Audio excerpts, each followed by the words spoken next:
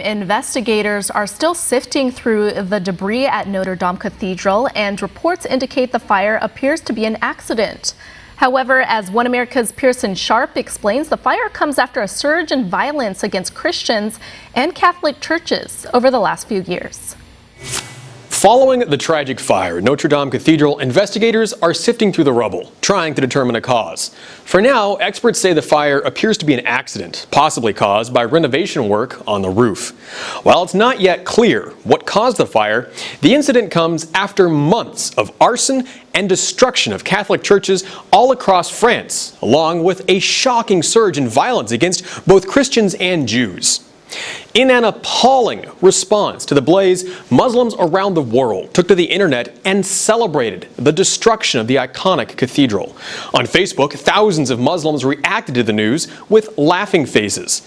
More Muslims chimed in on France 24's Arabic Facebook page, with commenters praising the fire, saying they were happy to see France burning and calling it a wonderful, beautiful fire, saying they hoped the Eiffel Tower was next. Still others poured their support for the fire onto the pages for Al Jazeera, with over 1 million posting a laugh reaction at the fire. Others, seen at the fire itself, were photographed laughing while walking away from the blaze.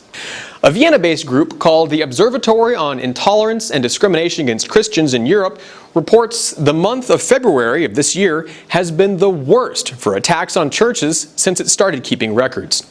In March, the second largest church in Paris, Saint-Sulpice, was set on fire by arsonists, causing several $100 million in damages. Members of France's National Assembly said the attack was another example of the violence being committed against Catholics and their places of worship. In another case this February, a cross made of human feces was smeared on the wall of a Catholic church in Nîmes while vandals plundered the church and desecrated the holy icons. In the space of a single week in March, a dozen Catholic churches were attacked. Police reports show more than 80% of the desecration of religious places in France involves attacks on Christian churches, with many church doors defaced with Islamic expressions such as Allahu Akbar. On average, arsonists and vandals attack 3 churches in France every day.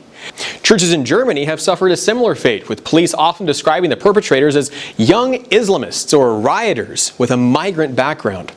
A recent report found that Islamic extremist attacks on Christians in France are up by 38%, and government statistics reveal well over 1,000 acts of hatred and violence carried out against Christians last year. Yet in the same time period, hate crimes against Muslims were at their lowest numbers in nearly a decade. The flood of third world Muslim migrants has coincided with a spike in hate crimes against Christians, with vandalizing churches becoming one of the most common forms of attacks.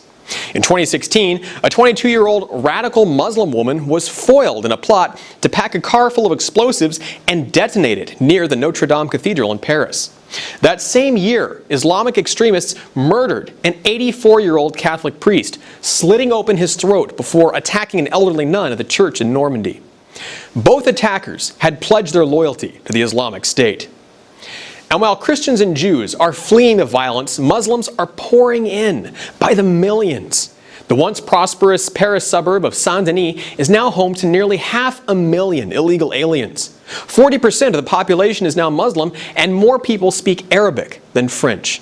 Mosques now outnumber churches, with some 160 official mosques dwarfing the 117 Catholic churches in the area.